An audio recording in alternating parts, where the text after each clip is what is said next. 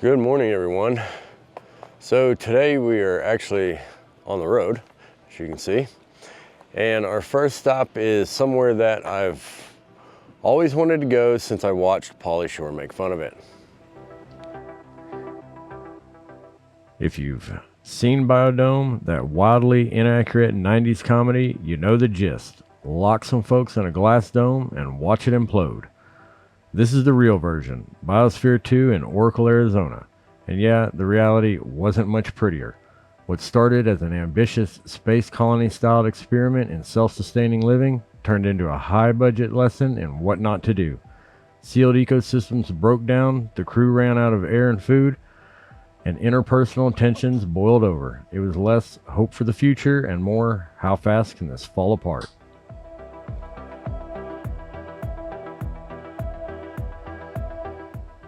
First tip, download the Biosphere 2 app before you enter. There's no signal once you're inside. Connect to the Wi-Fi once you're through the doors. It's a self-guided tour with audio, so bring headphones unless you want to be that person blasting it on speaker.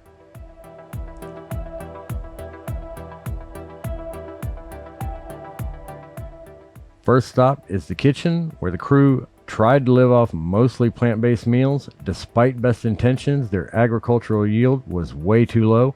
They lost weight, got malnourished, and burned through calories faster than crops could grow.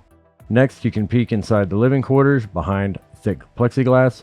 These cramped quarters bred some serious tension, factions formed, people stopped speaking to each other, and morale tanked. You'll walk by the original airlock, a visual reminder this was supposed to be fully sealed. Spoiler, it wasn't. Oxygen levels dropped so low, they eventually had to pump it in. The press called it a high-tech greenhouse, but in reality, it was gasping for air.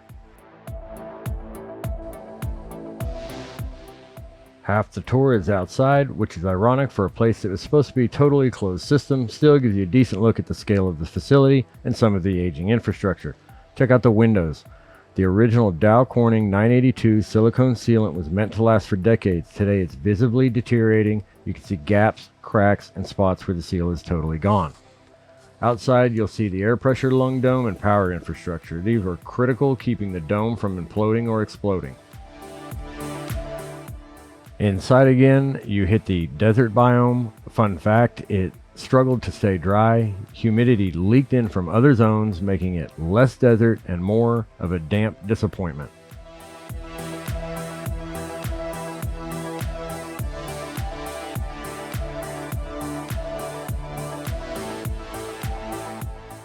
The mangrove wetland and coral reef tanks were experimental ecosystems. The reef suffered pH crashes and coral die-offs. The concept was cool, the execution, not so much.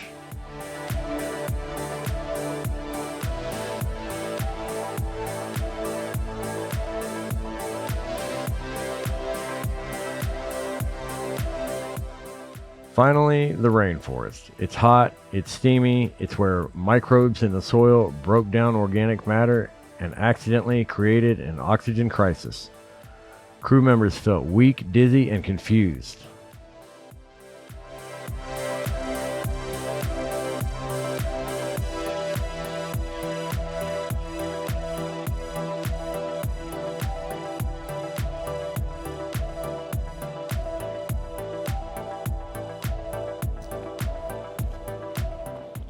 So, I mean, it was a cool stop. It definitely felt shorter than I thought it would be for the $80-something for 4 of us. So I do know there's other tours you can take where you can go down to the lung and like actual guided tours and stuff, but those were considerably more expensive. So, but either way, it was cool. It was fun. Now we're gonna go hop back in the vehicles and start heading to our next stop. All right, guys, so we're at our second stop, and yesterday it didn't say it was closed. Today, Google says it's temporarily closed, so I guess we're gonna walk up here and find out. This is the world's tiniest museum in Arizona. Tiny in size and apparently in operating hours too. The day before, Google said it was open. The day of, temporarily closed. It was 2 p.m. on a weekday, prime road trip museum time. No signs, no hours, just vibes and a locked door. We figured we'd at least grab lunch at the Buckboard restaurant next door, except they'd also just closed. So yeah, the stop was basically a ghost town with better branding. If you're planning to swing by the tiniest museum in the world, maybe call ahead or don't plan around it. It's quirky, it's kitschy, and when it's open, probably cool, but for us, it was a photo op, a locked door, and a missed lunch. Arizona, you got us on this one. All right, well, that was kind of a bummer. Both the museum and the restaurant were closed, so that sucks. But anyway, guess it's on to the next stop.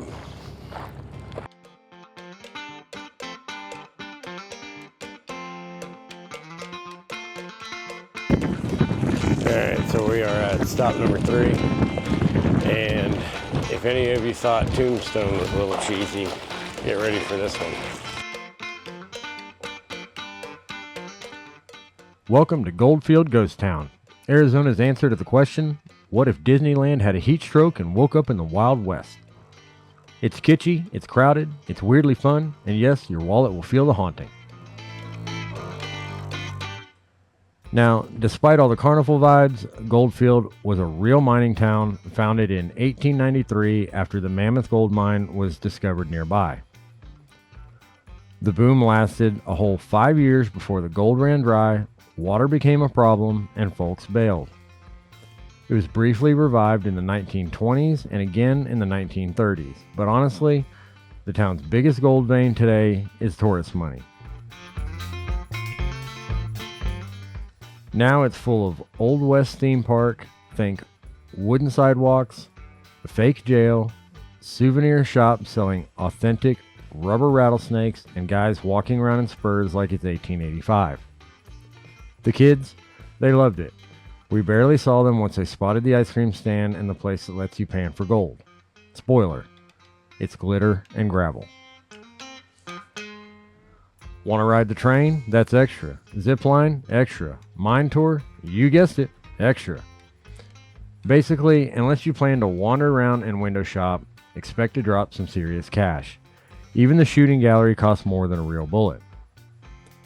The shops are exactly what you'd expect. Old-time candy, cowboy hats, leather goods, and so many skulls and turquoise rocks you'd think you'd stumbled into a prop house. The saloon does have live music and drinks though, so you can cry into your sarsaparilla over what you just spent on rock candy. And surprised, they actually have an on-site campground, full hookups, decent views, and walking distance to the Yeehaw Chaos. It's a solid home base if you want to explore the Superstition Mountains or stare at a fake gallows while drinking your morning coffee. Goldfield's not a ghost town so much as a ghost theme, but it's got personality. It's cheesy, overpriced, and kind of a tourist trap. But if you know that going in, it's a blast. Your kids will love it, your bank account, less so. So if you want a little Wild West fantasy with your funnel cake, Goldfield's got you covered. Just don't expect solitude, spirits, or actual gold. This one's more about memory making than mining, but hey, sometimes a little fake history still makes for a real good time.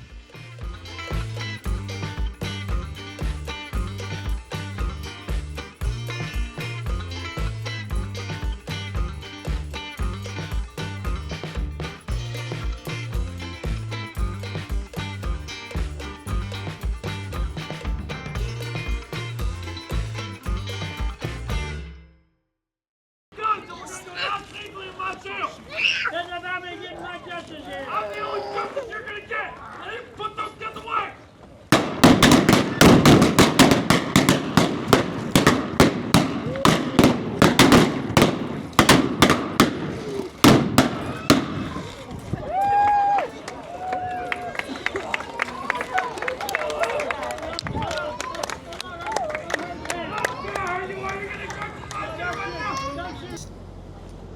Morning, everyone. Again. So I know I've kind of gotten in the habit of ending my videos at the campsite, and I'd actually done a ending for this video yesterday when we left Goldfield.